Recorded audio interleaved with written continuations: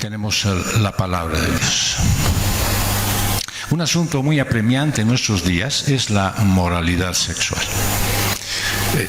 El director educativo de un colegio cristiano me contó que este año, en el tiempo de inscripciones, un joven le dijo: yo voy a seguir las reglas del colegio en casi todo, pero nadie va a decirme lo que debo hacer con mi vida sexual. Y era un muchacho de la prepromoción. En el pasado, este tipo de actitudes hubiese sido una excepción, pero hoy es casi general. Incluso algunas iglesias hoy defienden lo que se llama la nueva moralidad. O sea, lo que antes se consideraba inaceptable, ahora tiene que ser tolerado. Y hasta se dan casos en que tienen que ser directamente aprobados por las autoridades religiosas. Sin embargo, es bien significativo que el mismo problema haya surgido en el primer siglo en condiciones sorprendentemente similares a las que están sucediendo hoy en día. Por eso, la pureza es necesaria. Punto número 1, contra el libertinaje sexual. Y dice Efesios capítulo 5, verso 3. Pero que la inmoralidad y toda impureza o avaricia ni siquiera se mencionen entre ustedes como corresponde a los santos. Para Pablo, el libertinaje sexual es incompatible con el cristianismo porque contamina y degrada al ser humano. Y él lo describe como inmoralidad, como impureza y como avaricia. Y describimos cada uno. La Biblia considera la inmoralidad como una degeneración grave. ¿Por qué? Porque afecta a cómo tú ves la sexualidad. Quiere decir que te cambia el formato de cómo Dios la ve, y la inmoralidad te hace ver a tu modo. En realidad, a la manera y modo en la que el mundo lo dice. Dice en 1 Corintios 6, verso 13, en la segunda parte: sin embargo, el cuerpo no es para fornicación, sino para el Señor. Y el Señor es para el cuerpo. La impureza, que literalmente en el original habla de suciedad, se refiere a algo podrido, sucio, obsceno. Y obviamente remarca la falta de santidad en una persona. ¿Y qué dice el apóstol Pedro acerca de las personas impuras? En la segunda carta, en el capítulo 2, verso 14, dice: tienen los ojos llenos de adulterio y nunca cesan de pecar. O sea, es una condición constante. Miran a través de su propio criterio. El adulterio no solamente se trata de infidelidad en un matrimonio, sino se trata de cambiar lo que Dios dice. Adulteran la forma en la que Dios dice que debemos comportarnos. Y para colmo, jamás dejan de pecar. E influyen, seducen a las almas inestables, tienen un corazón ejercitado en la avaricia y son hijos de maldición. Es interesante cómo el apóstol Pedro y el apóstol Pablo coinciden en poner la avaricia en un contexto sexual. Porque la avaricia en este caso no se está refiriendo a tener la necesidad, la angustia, la desesperación por tener bienes materiales o económicos en este caso, sino más bien se refiere a codiciar el cuerpo de otra persona. Eso es que cuando alguien hace un ídolo de ese cuerpo motivado por su pasión o por su lujuria. Mira lo que puso el salmista en el Salmo 10, verso 3. Porque el deseo de su corazón se gloría el impío. Del deseo de su corazón se ufana el impío. De todo lo que piensa en él mismo, de eso se siente feliz. y el codicioso maldice y desprecia al Señor. O sea, el codicioso al maldecir y despreciar a Dios, pues a alguien adora, a alguien ama, a veces a él mismo. Y estos tres comportamientos unidos es lo que la Biblia lo considera como libertinaje sexual. Es decir, que todo está permitido en esta área bajo este paraguas. Por eso Pablo, al mencionarle en la carta a los Efesios, les dice que los santos ni siquiera tendrían que mencionarlos.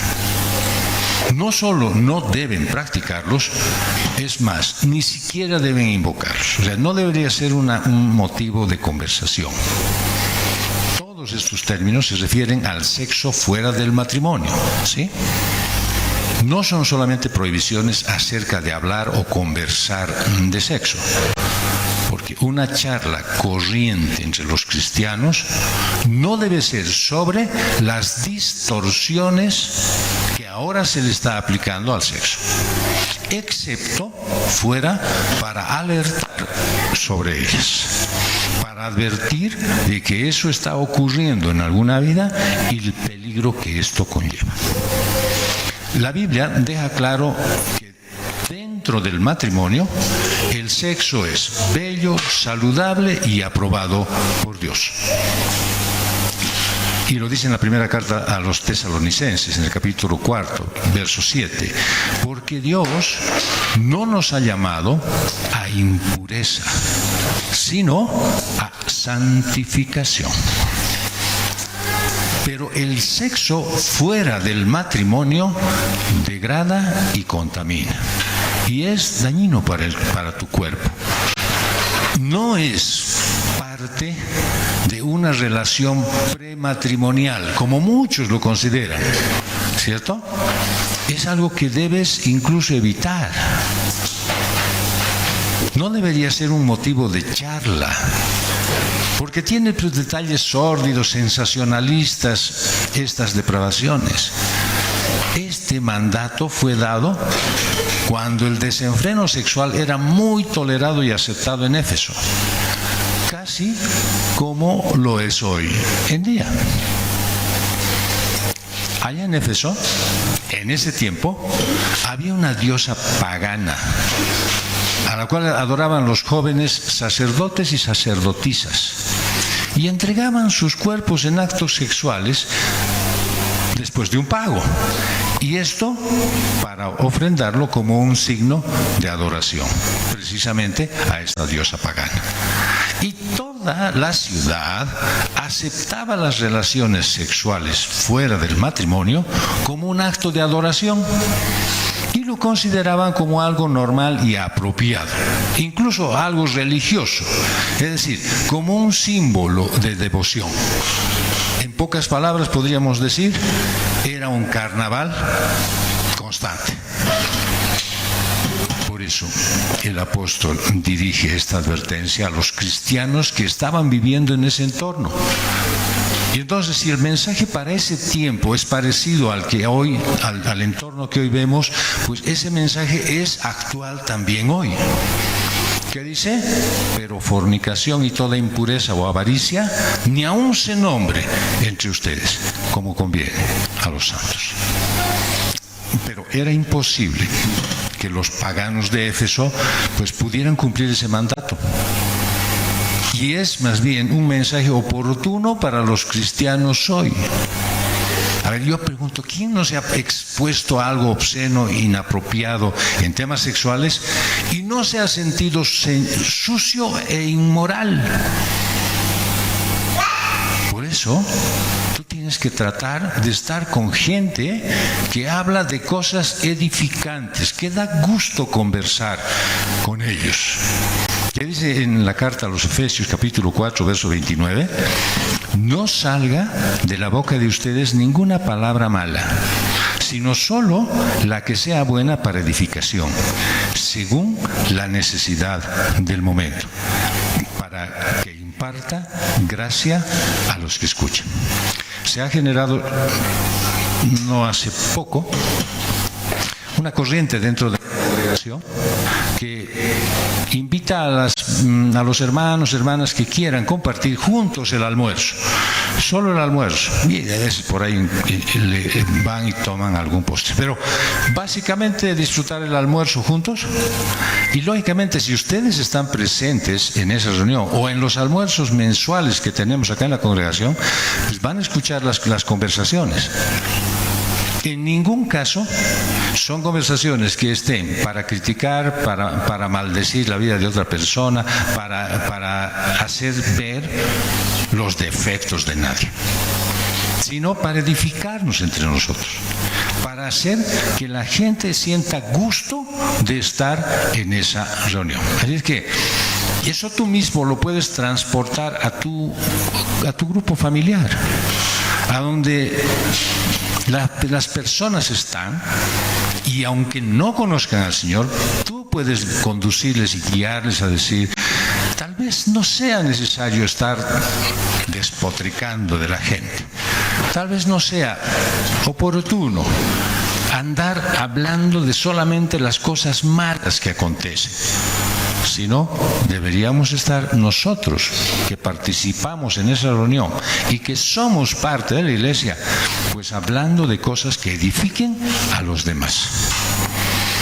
Porque tener una conversación inapropiada en relación al sexo, pues es moralmente malsano, impropio, degradante, contaminante. Es ya suficiente el exceso de propaganda que está relacionando a los actos sexuales con lo que es cotidiano, con lo común. Los relacionan con la juventud, con la vitalidad. Y te dicen que puedes tener intimidad sexual con quien quieras. La única condicionante es que ambos estén de acuerdo. Y si bien el sexo es una necesidad natural, no debe ser abandonado, sino que más bien debe ser regulado y controlado. Y lógicamente, la única manera en que tú puedes ver que haya regulación y control del sexo es en el matrimonio. No hay otra forma. Muchos hay que dicen, no, el sexo puede ser, pero siempre y cuando tengas cuidados. El sexo puedes tú desarrollarlo siempre y cuando puedas considerar ciertas características. Es una necesidad humana, pero a diferencia de cualquier necesidad humana, requiere necesariamente de un compañero o de una compañera, aunque sea virtual. Porque el sexo es un acto natural, planeado para hacer la unión total de dos seres, que solo es perfecto en el matrimonio. Es una entrega mutua de dos personas en cuerpo, alma y espíritu. Y eso sirve para consolidar una relación de amor eterno, que es el matrimonio. El acto sexual está horriblemente despreciado y distorsionado porque el mundo lo ha hecho así. Pero mira cómo el Señor ya lo presentó a través de la carta a los Romanos, capítulo 1, verso 24-26.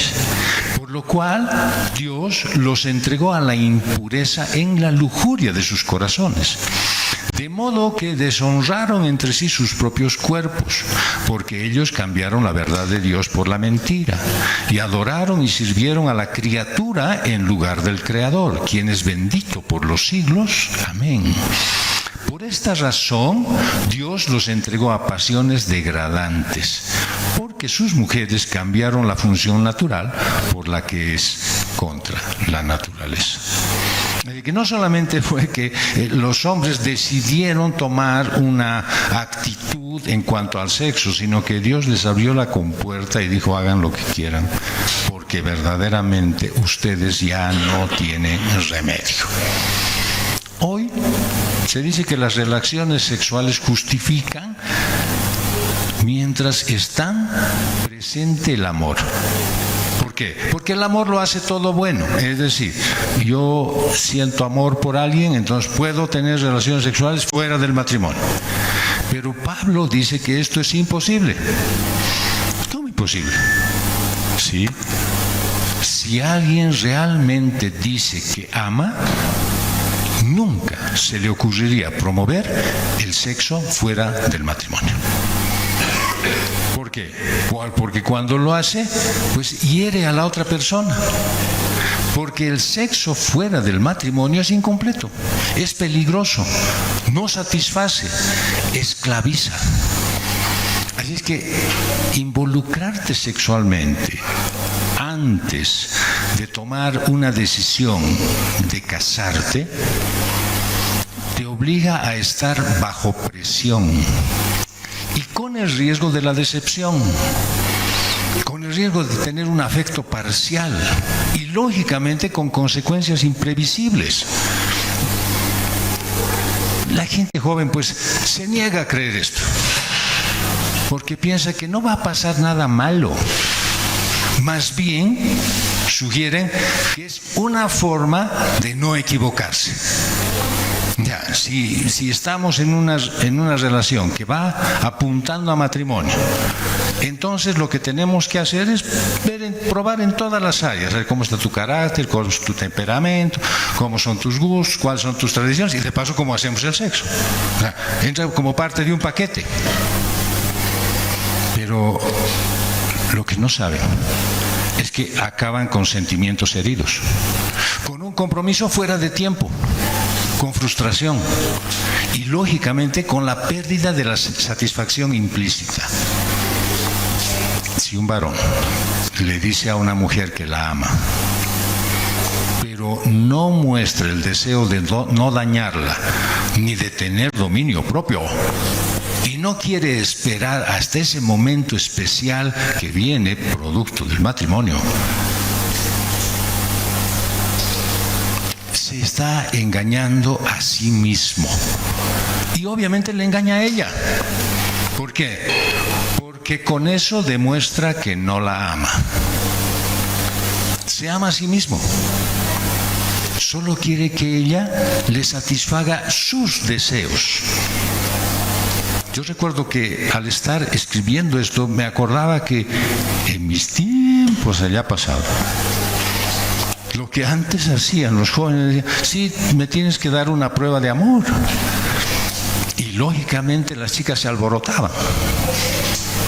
No, ahora ellas son las que piden prueba de amor con él. Porque no se dan cuenta que el libertinaje sexual es incompatible con el amor cristiano. Es una muestra de lo que va a ser esa unión conyugal. Cuando veas algo tan importante como esto en una situación tan peligrosa como tenerla fuera del matrimonio, en tu matrimonio esto va a reflejar de mala manera. El amor verdadero es el que se interesa por el bienestar mutuo y es el que busca no dañar de ninguna manera a la pareja. No sé si ustedes conocen, tienen que conocerla porque de hecho está en la Biblia, ¿no es cierto? Está la historia de Amnón y Tamar. Ambos eran hermanos, pero no de la misma madre. Y él, dice la Biblia, que la deseó a ella, pero con tanta pasión y tanta insistencia, que hasta inventó una enfermedad para que ella le atienda. Y cuando ella fue a atenderle, él lo que hizo fue lograr su objetivo. Y estuvo íntimamente con su hermana. Pero eso no sería la complicación. La complicación está en el resultado. Y vean ustedes qué dice la palabra en 2 Samuel 13:15. Entonces Amnón la aborreció con un odio muy grande, porque el odio con que la aborreció fue mayor que el amor con que la había amado. Y Amnón le dijo: levántate y vete. ¿Esa es una muestra de amor? ¿Se podría decir que Amnón realmente amaba a su hermana? Realmente un hombre podría decir: no, yo amo a mi novia, pero nada, quiero estar junto a ella, quiero disfrutarla desde ahorita. Esa es una muestra de falta de amor. Y lo que va a pasar es lo que ha acontecido con Amnón. Va a dejar de amarla. ¿Saben por qué? Porque va a empezar a disfrutar en su intimidad, en lo que él anhela. ¿Hasta cuándo? Hasta que se le pase el gusto por el placer. Y generalmente nosotros, los consejeros, sabemos que eso viene. ¿Cuándo? Con el embarazo. Cuando ya hay embarazo, y obviamente el cuerpo de la mujer va cambiando y a veces las ansias y el deseo va disminuyendo, entonces el hombre deja de amarla. En realidad, podríamos decir que nunca la amó. Muchos, pero muchos, lamentablemente, dicen que es necesario tener relaciones sexuales antes del matrimonio. Y yo, ¿para qué pero? Bueno, para ver si esto va a funcionar. Funciona, de verdad, o sea, funciona porque así ha sido creado. O sea, no hay forma en la que falle. Pero además, porque la unión física entre dos personas no es lo más importante del matrimonio. ¿Sí? Bien, ustedes dirán: sí, pero no, estamos... ¿Cuánto tiempo? Al día, digamos. ¿1 hora? Ya, digamos 1 hora, ¿ya?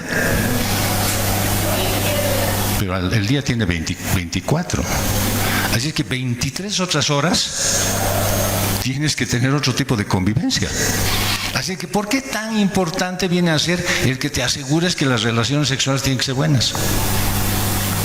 Van a ser buenas si existe amor entre ambos.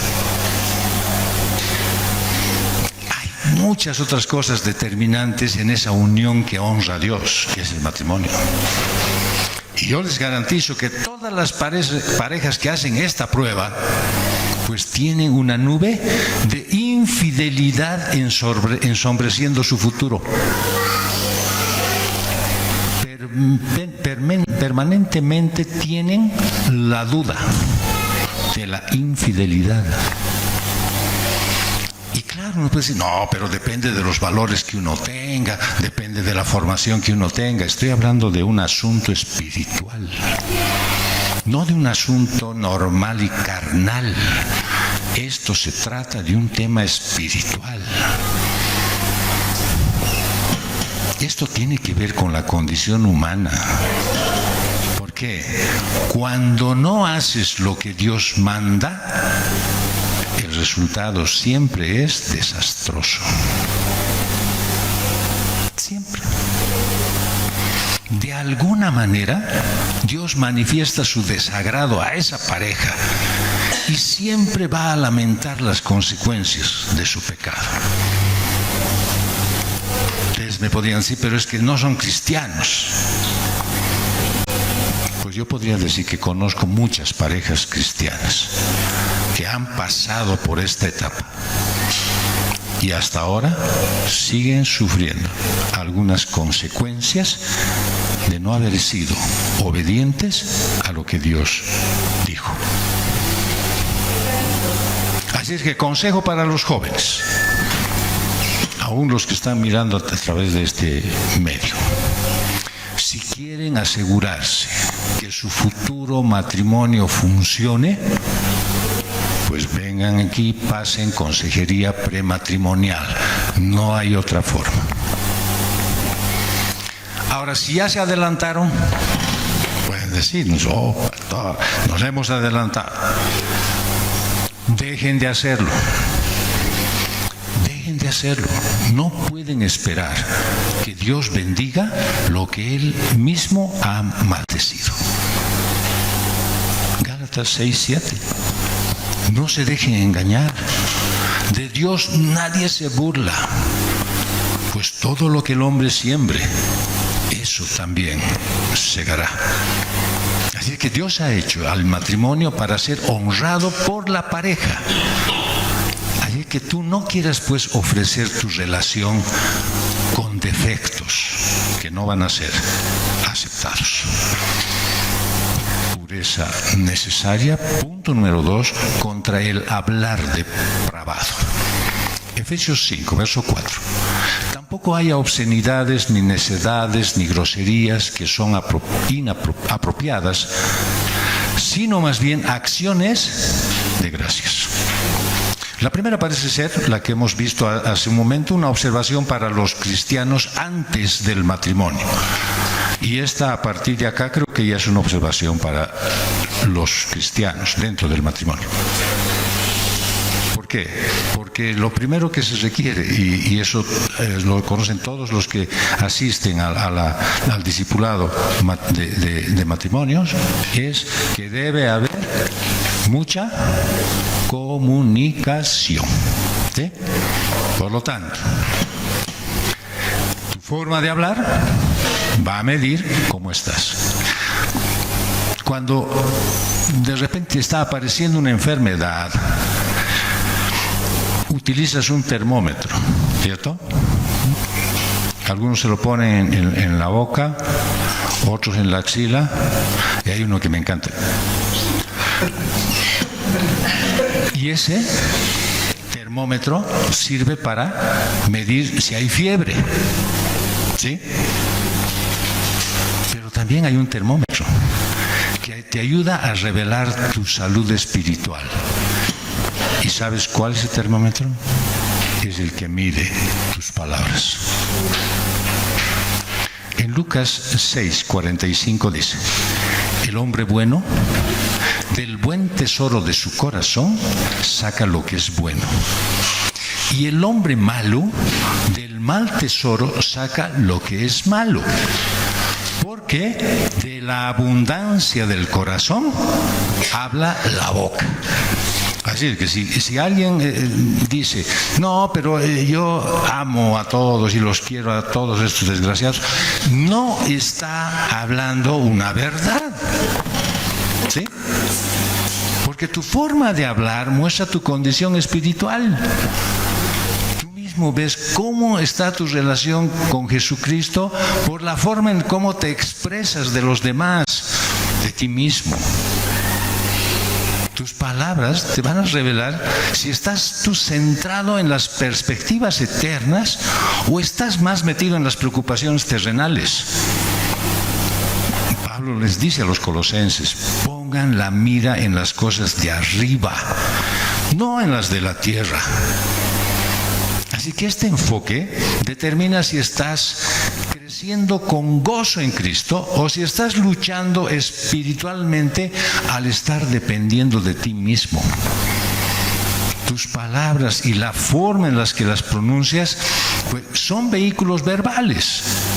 Reflejan la realidad en muchas áreas. En tus relaciones familiares, con tus amigos, en los negocios, en tus finanzas, en tu matrimonio. Tu hablar se refleja en tu responsabilidad en el trabajo, con la iglesia, en todas esas dificultades cotidianas, en las pruebas prolongadas. Tu hablar, tu forma de expresarte, pues denota tu estabilidad emocional, si tienes ira, miedo, ansiedad, depresión, paz, alegría, en la intimidad, en la política, en la filosofía empresarial, en la ética del trabajo, en tus logros, en tus fracasos. Pablo dice que debe haber una forma en la que nosotros debemos siempre hablar. Colosenses 4:6, que tu conversación sea siempre con gracia, sazonada como con sal, para que sepan cómo deben responder a cada persona. Es que no es cómo voy a responder a este que está empezando a hablar, ya estoy escuchando lo que me está diciendo y ya estoy pensando en la respuesta. Pero la respuesta dice que debería ser para mí, ¿no es cierto?, como sazonada con sal. Pero bien sazonada, no como charque, ¿no? Bien sazonada, agradable, algo que dé gusto escuchar. Tu forma de hablar se va a reflejar en tus problemas de salud. ¿No les ha parecido a ustedes que cuando están medio enfermos están enojados con todos? Se refleja en tus metas, en tus planes, en tu uso del tiempo, en tus gastos, en tus gustos, en tus disgustos personales, en tu vida espiritual, en tu forma de hablar se ve en todo. ¿Por qué? Porque tus palabras reflejan tu pensamiento. Por eso es necesario, pero urgente, que tengas un análisis preciso de cómo está, no tu vocabulario, tu corazón. Porque de la abundancia de tu corazón habla tu boca. Así que en la medida que tu corazón esté entenebrecido, enrarecido, conflictuado, así se escucharán tus palabras. Mira lo que dice el Salmo 34:1. Bendeciré al Señor en todo tiempo. Continuamente estará su alabanza en mi boca. Hay una gran relación en cuanto a qué pienso yo de Dios y cómo me expreso.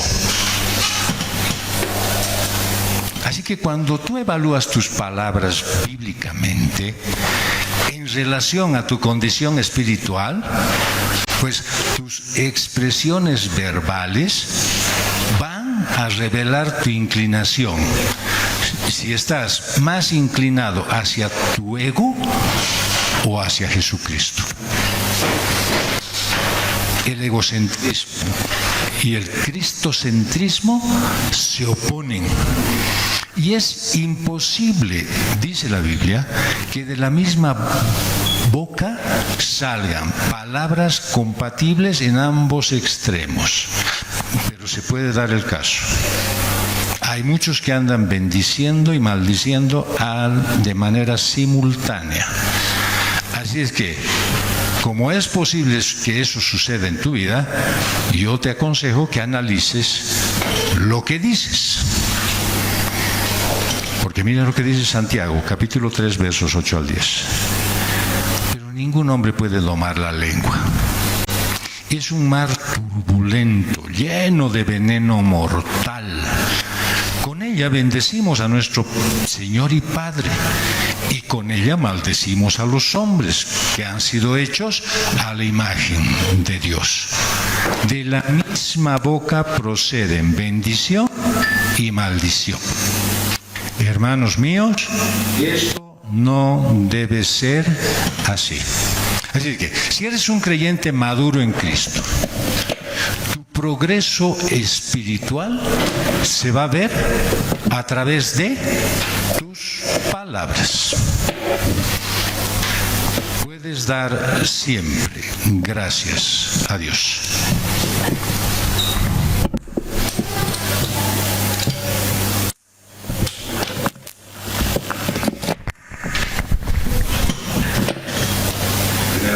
Primera Tesalonicenses, capítulo 5, verso 18.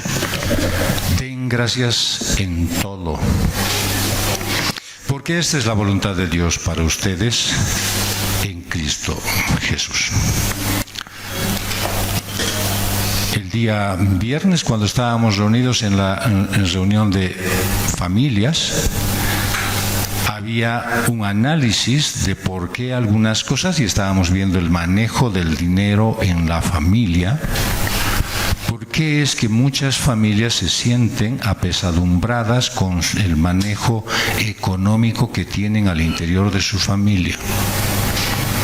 Y una de las razones era que no existe contentamiento. Es decir, que no estás satisfecho con lo que Dios te da.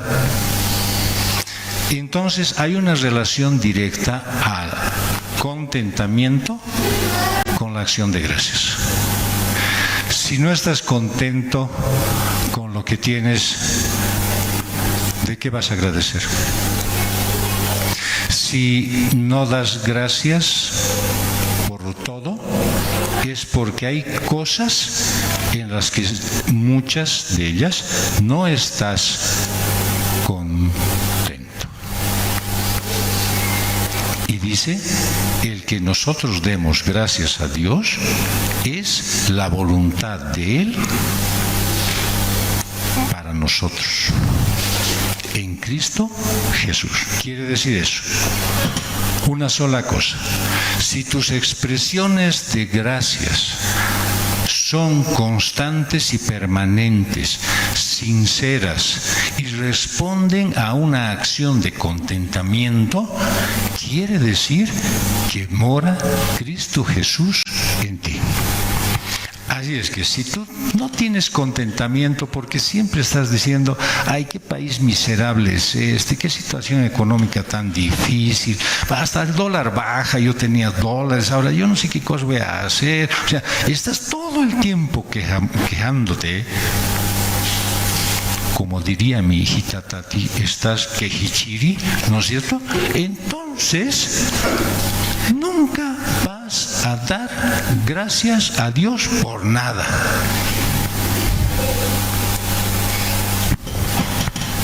Entonces jamás vas a poder ser un buen testimonio de lo que Jesús ha hecho en tu vida. Pero si puedes manifestar verdaderamente acciones de gracias, reflejas lo que Primera de Pedro dice: santifiquen a Cristo como Señor en sus corazones, estando siempre preparados para presentar defensa ante todo el que les demande razón de la esperanza que hay en ustedes. Pero háganlo con mansedumbre y reverencia. Te van a preguntar, ¿por qué estás así? ¿Por qué estás mala cara? Es que la situación... ¿Pero no habías dicho que eras cristiano? Sí, soy cristiano. ¿Y entonces no deberías estar diferente? O sea, ¿no deberías tener una actitud distinta? ¿Por qué estás igual que los demás, quejándote de todo? Es que probablemente si ese que te cuestiona supiera, te diría, es que no mora Cristo en ti. Cuando verdaderamente puedes hablar cosas que edifican, pues lo haces con esas palabras para enseñar la sana doctrina. Pablo le decía a Tito, pero en cuanto a ti, enseña lo que está de acuerdo con la sana doctrina. No te enredes enseñando cualquier otra cosa, cosas que ni entiendes. Enseña solo lo que está en la sana doctrina. Y entonces sí vas a glorificar al Señor y no a ti mismo. Y es un reflejo de eso, de lo que dice Jeremías 9, 23 y 24. Así dice el Señor: no se gloríe el sabio de su sabiduría, ni se gloríe el poderoso de su poder, ni el rico se gloríe en su riqueza. Pero si alguien se gloría, gloríese en esto: de que me entiende, dice el Señor, y me conoce. Pues yo soy el Señor, que hago misericordia, derecho y justicia en la tierra, porque en estas cosas me complazco, dice el Señor. ¿De qué deberías sentirte vos contento? ¿De qué deberías estar diciendo todo el tiempo? Miren mi nuevo auto, miren mis zapatos que me he comprado, miren lo que he adquirido. No, dice, hoy he aprendido algo del Señor. Eso es de lo que deberías gloriarte. Hoy he aplicado parte de lo que he entendido, he aplicado a mi vida. Me ha costado, pero lo he hecho. De eso debería estar contento. Y entonces puedes tú responder con bendición cuando eres perseguido. ¿Qué dice Primera de Pedro? Y esto, obviamente, como les digo, es un consejo para los cristianos después del matrimonio. No devolviendo mal por mal o insulto por insulto, ¿no? muchos matrimonios hay lastimosamente que están regidos por la ley del talión. ¿Conocen? Ojo por ojo, diente por diente. ¿Cierto? Me dices un insulto, ahí te va otro. Me tratas mal, recibes lo mismo. Pedro dice, más bien, bendiciendo, porque fueron llamados con el propósito de heredar bendición. La forma en la que tú te manifiestas, la forma en la que tú expresas, está hablando desde lo profundo de tu corazón. Entonces puedes responder con gentileza en las situaciones más difíciles. Hablas la verdad en amor todo el tiempo. Y lo vimos en esta carta a los Efesios en el capítulo 4, verso 15 y en el 25. Más bien al hablar la verdad en amor, creceremos en todos los aspectos en aquel que es la cabeza, es decir, en Cristo. Por tanto, dejando a un lado la falsedad, hablen verdad cada cual con su prójimo, porque somos miembros los unos de los otros. Tu forma de hablar tiene que cambiar, porque es la forma en la que vas a honrar a Cristo en amor. La forma en la que expresas tus sentimientos, tus pensamientos. Eso cuando dices, yo soy así. O me aceptan o me aceptan. Eso debe reflejar una vida orientada a Dios. Mira lo que dice el Salmo 19, verso 14. Sean gratas las palabras de mi boca y la meditación de mi corazón delante de ti, oh Señor, roca mía y redentor mío. ¿A quién primero deberían agradar las palabras que salen de tu boca? Al Señor. Es decir, en lugar de estar contestándole a la persona que está delante tuyo, ya sea tu cónyuge, o sea tu hijo, o sea tu papá, o quien fuere, antes de contestarle, piensa que le estás hablando al Señor. Y escucha lo que vas a decir. Y cuida tus palabras. Ya hemos visto varias veces, porque por tus palabras serás juzgado. Así es que la relación entre tu forma de hablar y tu corazón es buena cuando a los ojos de Dios tienes aprobación en ambas, en tu forma de hablar y en tu corazón. Jesús mostró esta realidad cuando fue a reprenderles a los fariseos, a esos que lo estaban acusando de que estaba influenciado por Satanás. Mira lo que les dijo. Y empezó con un cariño: camada de víboras. Ese es el que algunos utilizan en su casa, ¿no? ¿Cómo pueden hablar cosas buenas siendo malos? Porque de la abundancia del corazón habla la boca. El hombre bueno de su buen tesoro saca cosas buenas, y el hombre malo de su mal tesoro saca cosas malas. Pero yo les digo que de toda palabra vana que hablen los hombres darán cuenta de ella en el día del juicio. Porque por sus palabras, por tus palabras serás justificado, y por tus palabras serás condenado. Yo te pregunto, ¿vas a seguir usando el mismo modo de expresión que estás usando hasta ahora en tu casa, en tu trabajo, con las personas que te relacionas? ¿Vas a seguir siendo la misma persona que habla lo mismo que estás diciendo hoy? Si es así, este mensaje lo puedes borrar de tu mente. Hoy puedes resetear y decir: esto no pasó aquí. Yo tengo que seguir viviendo como pienso que debo vivir. Porque los creyentes que comprenden la relación entre su forma de hablar y el estado de su corazón, pues usan su criterio expresando palabras para edificar en Cristo y esperando con gozo permanecer delante de Él siempre. Debes reconocer el tremendo poder de tus palabras y usarlas para edificar con gracia a otros. Vean lo que dice Proverbios 18, 21. La muerte y la vida están en poder de la lengua. Y los que aman comerán su fruto. Así es que Dios quiere hoy que analices tus palabras y veas tu egocentrismo. Porque es lo único que puede obstaculizar tu crecimiento en Cristo.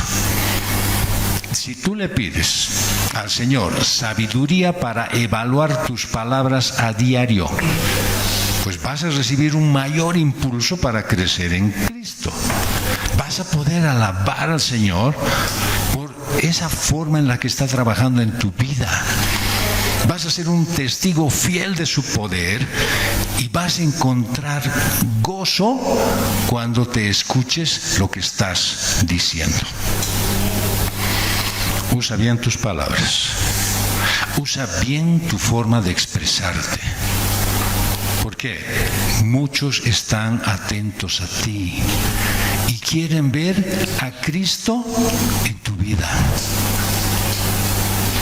Y podría agregarte un consejo más. Tú imitas a Dios si hablas de una manera que edifica a otros y atraes hacia ti a las personas con amor.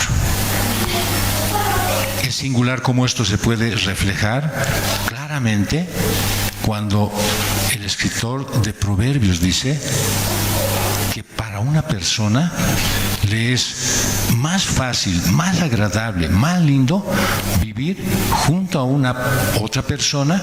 En Proverbios habla de la mujer que no es contenciosa, iracunda y fastidiosa. Porque cuando es así dice que prefiere irse a la terraza. Véanlo. Prefiere estar para que ni siquiera ahí lo encuentre. Porque cuando lo encuentra, lo riñe. Pureza necesaria. Punto número 3, contra la idolatría. Efesios 5:5. Porque con certeza ustedes saben esto, que ningún inmoral, impuro o avaro, que es idólatra, tiene herencia en el reino de Cristo y de Dios. Ahora, fíjate que Pablo toma las mismas 3 categorías a las que se ha referido antes, en el punto número 1. La inmoralidad, la impureza y la codicia. O la avaricia. Y todo esto lo relaciona ¿con qué? Con la idolatría. El hombre que practica inmoralidad, impureza, codicia, avaricia y desea un cuerpo, no tiene herencia en el reino de Cristo y de Dios. Por eso el libertinaje sexual es incompatible con la fe cristiana. Porque la persistencia en ese pecado revela un corazón rebelde. De que no puede ser cristiano y deliberadamente practicar el sexo fuera del matrimonio, porque eso Dios no lo acepta. Lamentablemente nosotros sabemos que hay cristianos que están practicándolo. Bueno, algunos dicen, pero hasta en las escrituras hay. ¿Dónde hay pues? En el relato de David. Cierto, claro. David, un hombre que varios años como creyente, un hombre amado por Dios, cayó en el pecado del adulterio y tomó a la mujer de otro hombre. Ahora, hay muchos relatos sobre el mismo tema en las escrituras, pero también hay una innumerable cantidad de ejemplos modernos conocidos.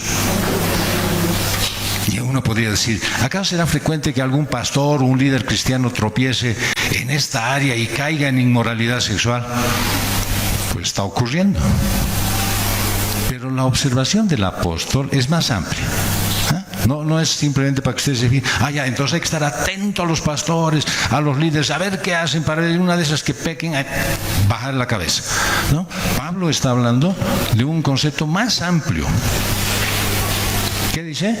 Ningún cristiano verdadero puede hacer esto como si fuera normal. ¿Qué es esto?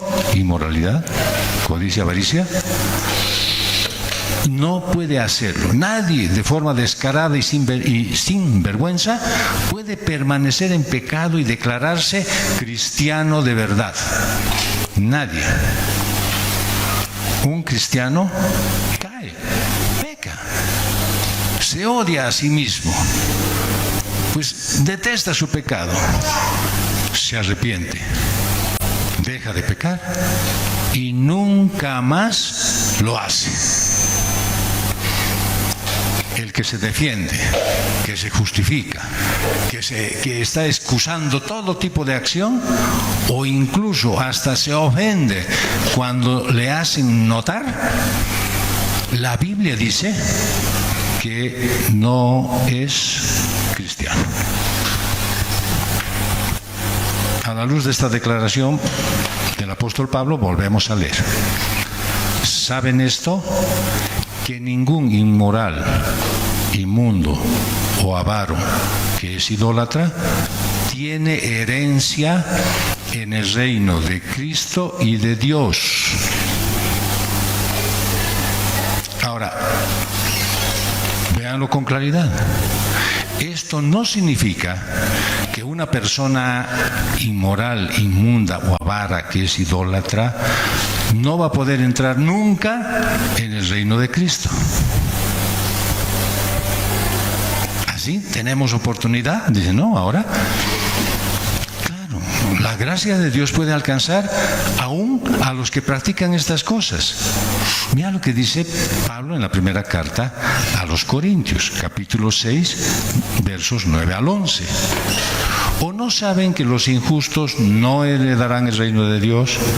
No se dejen engañar, ni los inmorales, ni los idólatras, ni los adúlteros, ni los afeminados, ni los homosexuales, ni los ladrones, ni los avaros, ni los borrachos, ni los difamadores, ni los estafadores heredarán el reino de Dios.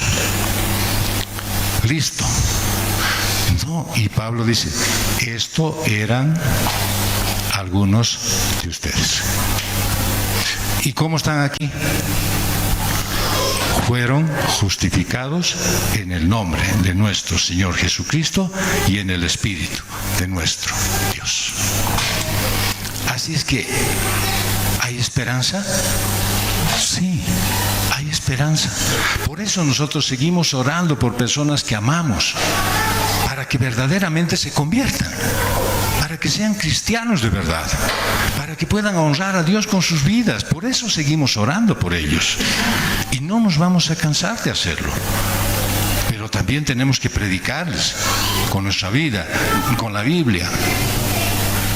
Porque de otra manera, ¿cómo escucharán lo que conviene si nadie les predica? Pablo dice que tú eras eso. Y alguien te llevó el Evangelio. Y fuiste perdonado. Por lo tanto, entonces, el enfoque del apóstol es otro. Ningún hombre puede decir que es cristiano y permanecer en pecado. Porque si así lo está haciendo, pues desmiente su propia afirmación. Yo conozco a un hombre que creció en una familia cristiana.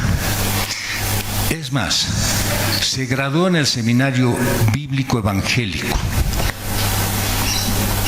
Era hermano de un pastor que aún todavía enseña la Biblia. Y se declaró a sí mismo como cristiano durante muchos años. Y recientemente, pues sorprendió a sus amigos diciendo que había renunciado a su fe, abandonado a su familia y se ha ido con otra mujer.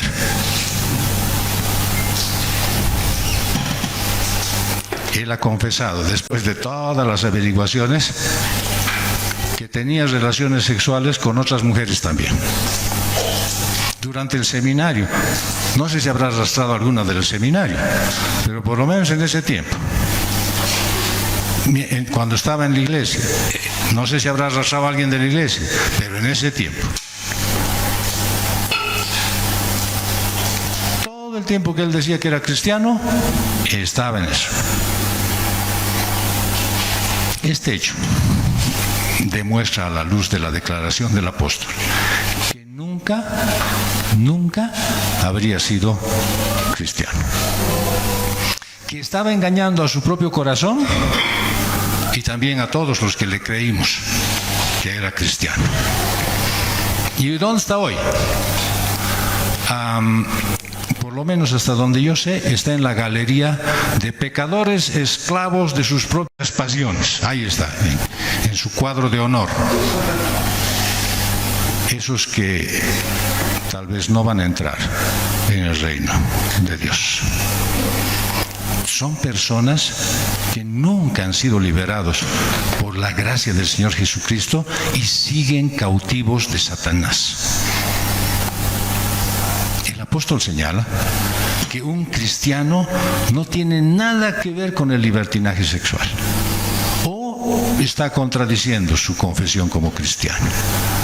Y en un contexto más amplio, Pablo quiere diferenciar entre la vida de los creyentes y la vida de los incrédulos. Dice, los creyentes viven de una forma distinta, obedeciendo la palabra de Dios, porque no se dejan llevar por la inmoralidad sexual y el lenguaje vulgar. Un cristiano tiene una vida pura, agradecida. Un incrédulo se reconoce por sus malas obras y no va a heredar el reino de Dios. Y leo un pasaje que lo han leído hoy día en el tiempo de la alabanza. Porque por gracia ustedes han sido salvados por medio de la fe. Y esto no procede de ustedes, sino que es don de Dios, no por obras, para que nadie se gloríe. Así que los creyentes recibieron el don de la vida eterna y por eso viven imitando a Dios y dejan sus pecados. Esto, lógicamente, es lo único que les permite apartarse de las prácticas pecaminosas en las que participaban antes de conocer a Cristo.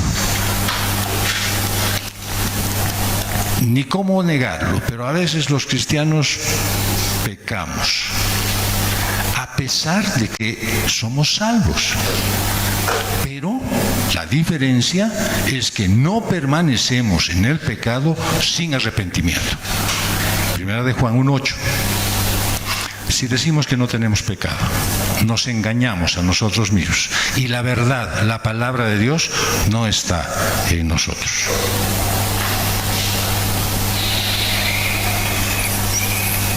Bienaventuradamente, Cristo está dispuesto a perdonarnos.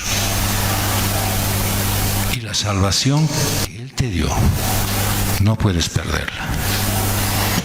Dice Juan 10:28, yo les doy vida eterna y jamás perecerán, y nadie las arrebatará de mi mano. Está hablando de sus ovejas. Sin embargo, los que viven pecando todo el tiempo, quizás cometiendo los pecados que Pablo aquí menciona, deberían preocuparse muchísimo de la condición en la que está sometida su alma y obviamente de los peligros que eso conlleva. Te recomiendo, sé consciente de tus acciones y asegúrate que todo lo que hagas sea para la gloria de Dios y no para satisfacer tu egoísmo. Si bien nadie es perfecto y todos somos propensos al pecado, es importante que reconozcas tus faltas y las corrijas. Las pongas delante de Dios y te arrepientas. En lugar de justificar tu comportamiento inmoral o impuro, esfuérzate por ser más santo y para agradar a Dios en todo. Este mensaje debe ponerte en guardia contra la idea de que puedes seguir pecando sin consecuencia alguna, porque obviamente vas a tener que asumir las consecuencias. Dios te va a juzgar de acuerdo a tus acciones. Dice 1 de Pedro 1, del 17 al 19, y si invocan como Padre a aquel que imparcialmente juzga según la obra de cada uno, condúzcanse con temor durante el tiempo de su peregrinación aquí en la tierra. Ustedes ustedes saben que no fueron redimidos de su vana manera de vivir, heredada de sus padres, con cosas perecederas como oro y plata, sino con sangre preciosa, como de un cordero sin tacha y sin mancha, la sangre de Cristo. Allá que la inmoralidad, la impureza o la avaricia, que es idolatría, impiden que heredes el reino de Dios. La idolatría está viva porque te adoras a ti mismo, haces todo por satisfacerse a ti y no dejas de pecar contra Dios y contra los demás. La pureza y la santidad son una parte importante de tu fe y obviamente se espera que vivas como Dios manda en tu vida. Te aconsejo que adquieras hábitos piadosos como la oración, la lectura de la Biblia y permanece firme en tu fe. Aléjate del pecado. Ora sin cesar para conectarte con Dios. Pide su ayuda, especialmente cuando estés en lucha con tus propios deseos egoístas. La Biblia te muestra el camino de la verdad y te enseña cómo vivir una vida que agrade a Dios. Por lo tanto, medita en ella, estúdiala. Jesucristo dio su vida por tus pecados. No sigas en ellos. Cree en que el sacrificio de la cruz fue total y suficiente, único e irrepetible. Señor, queremos darte gracias porque tú te manifiestas a tu pueblo a través de tu palabra. Y has escrito a través del apóstol Pablo cómo deberíamos nosotros comportarnos si es que decimos que somos hijos tuyos. En una parte tan importante como es en la intimidad, del mismo modo que en nuestras propias palabras, en la forma en la que pensamos y nos dirigimos a otros. Señor, permítenos, Señor, meditar muy intensamente este día en lo que hoy tú nos has hablado. Y danos gracias, Señor, para poder dejar esas cosas que nos están apartando de ti. Bendice, Señor, a tu iglesia. Bendícela con un espíritu sabio que reconoce su pecado, que se arrepiente y lo abandona. Y sigue tras tuyo, Señor. Guíanos, Padre, a nosotros, para ser un buen ejemplo para el mundo que está perdido. Porque tu tiempo de llegada está cercano. Y nosotros, Señor, estamos todavía confiados. Danos, Señor, fortaleza para poder predicar tu palabra. Y guíanos en cada cosa que hagamos para que no seamos piedra de tropiezo. Hoy, después de esta exhortación, Señor, reconocemos nuestra incapacidad por obrar por nosotros mismos. Y por eso acudimos a ti. Y nos consagramos, Señor, en cuerpo y alma, para que tú nos limpies de todo pecado. Te lo pedimos en el nombre de Jesús. Amén.